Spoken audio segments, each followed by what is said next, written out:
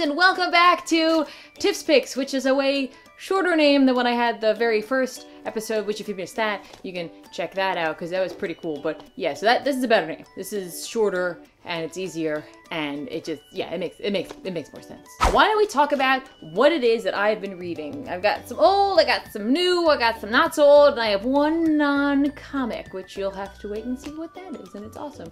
I'm also sitting here with my rectum. First up, I thought we might talk about Monstrous. I have been reading this, and then I finally got it in trade, and now I've been reading it again, and I still like it. I love it. It's just beautiful fantasy art. It kind of reminds me of that Final Fantasy art that they would put out by the guy who I can never remember the name of, but I like his art a whole lot, but he always does all this cool, like, either logo kind of art for them, but also these gorgeous big pieces, and they're just so pretty. And that's what this reminds me of. Except that it's like rated M for mature, and I think that's awesome. It's also about magic, so, you know, that's like a #1, like, check box. Just, yeah, there we go. And his cat's in it, so that's just #2 right there, just right off there, and little fox people. And we're just going down the list of things that I like, and they put it in this book, and they made it look pretty, and it's just really cool. It's just magic, and then more magic, and then magic versus magic, and then people who don't like magic versus people who have magic, and yeah, and also crazy demon hair thingies. Demon hair. Look it up, it's cool and pretty and scary. It's all these things in this book. Next thing I'm going to talk about is on my phone, because I buy both actual paper comics and I buy digital comics as well. So the next two things I have, I think we have a visitor. Wait, no, are you coming over here? What are you doing? No? Alright, fine. What I wanted to talk to you guys about is a book called The Hunt, which I am really digging. It is very much a horror kind of feeling book, but it focuses on Irish mythology, and that's awesome. And like, the whole book is written in like an Irish accent, so I get to read it in my horrible Irish accent. It's not good. It's like, my accent's not good, but the book is great. It's got some really cool art, and just, like I said, like the whole Irish thing, I love it. If you want to read something that's a little less known right now, this could be for you, especially because it's like getting close to Halloween and everything's all spooky and ooh.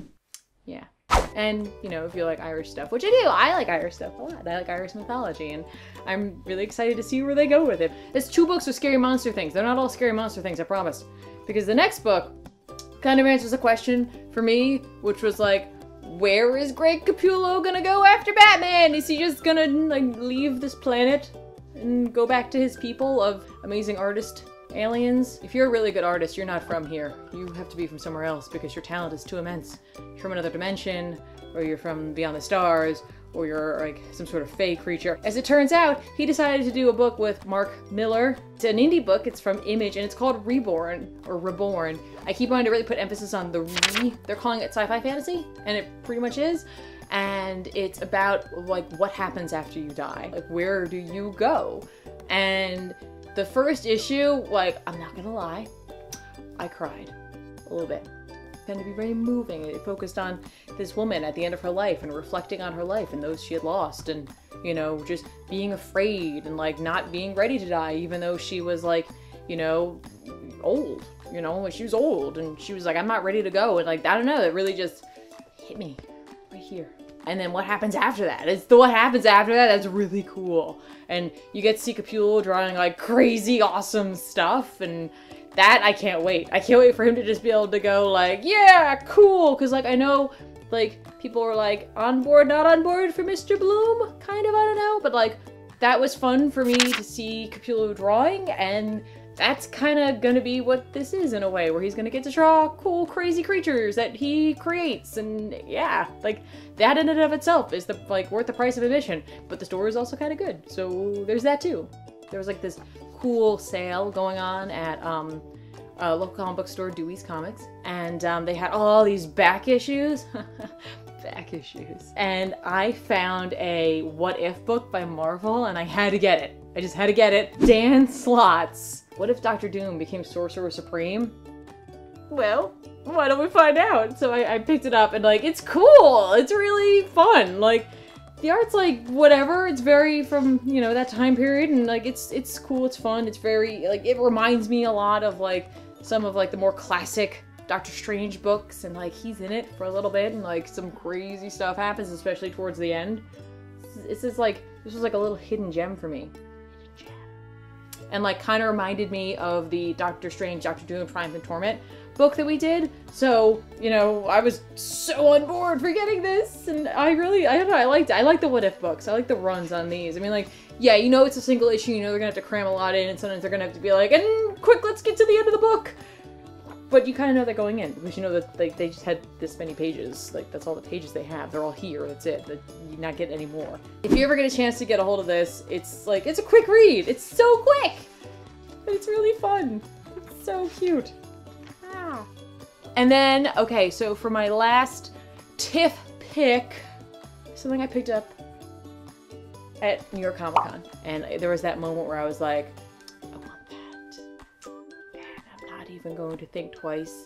I think everyone around me was still talking about it, and I just picked it up and I went and stood on the line, and then I bought it because I was just like, well, I have to have this now in my life. It's the Gravity Falls Journal #3. It's everything I wanted it to be.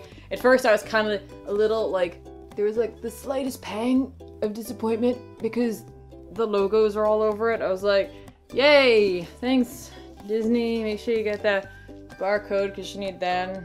The XD, Disney XD logo. But then I was like, wait, what's this?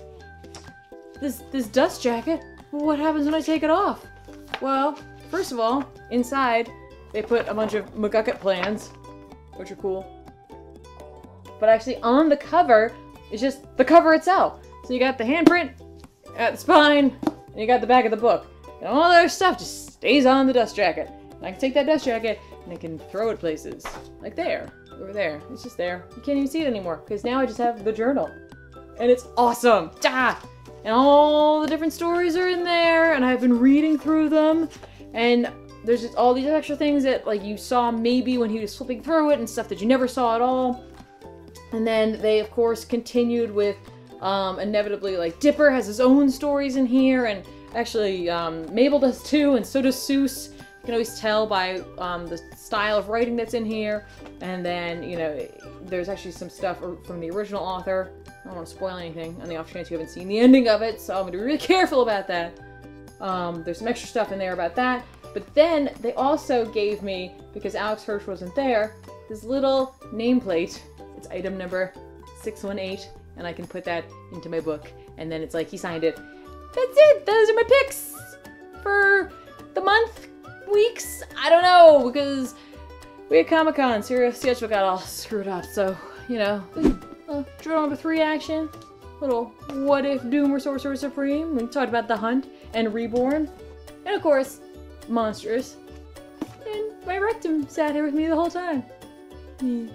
Next time I'm gonna maybe talk about some stuff that also isn't comics, but they're technically comics, they're just not comics as we know them. You probably know what I'm talking about. It's manga. So, see you guys next time!